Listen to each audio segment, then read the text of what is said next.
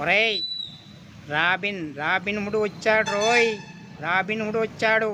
అర్ధరాత్రి black money దాచిపెట్టిన దొంగల ఇళ్లలోకి దోచుకోవడానికి రాబిన్ హుడ్ వచ్చాడు రోయ్.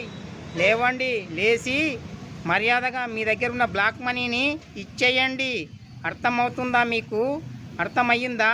ఒక్కడి కోసం ఇన్ని వేల కోట్ల ఏం చేస్తారా మీరు?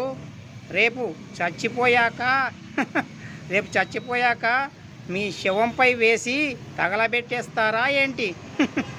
అందుకే నా మాట విని డబ్బు ఇచ్చేయండి. నేను దేశంలోని పేద ప్రజలందరికీ పంచుతాను. పాపం వాళ్ళు కూడా ధనవంతులుగా బతకని అదే నా ఆశ.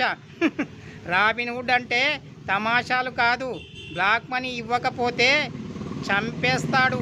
జాగ్రత్త. ఏమనుకున్నారో? ఒరేయ్, ఈ రాబిన్ హుడ్ సిన్సియర్గా ప్రేమిస్తానంటే నీ కూతురు నన్ను ప్రేమించలేదు. ముగ్గురిని ప్రేమించింది. నీకు ఇన్ఫర్మేషన్గా చెప్తున్నాను.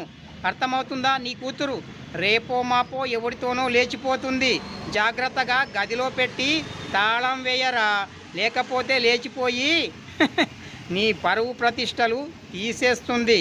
అర్థమవుతుందా నీకు? ఇప్పటికైనా నేను చెప్పిన మాట విని తాళం వేయి. లేదంటే వారం రోజుల్లో పెళ్ళి చేసేయిరా. ఇంకెందుకు ఈ కోట్ల డబ్బు పరువు పోయాక వస్తుందా ఏంటి? రాబిన్ హుడ్ అంటే అట్టా ఉంటుంది లెక్క.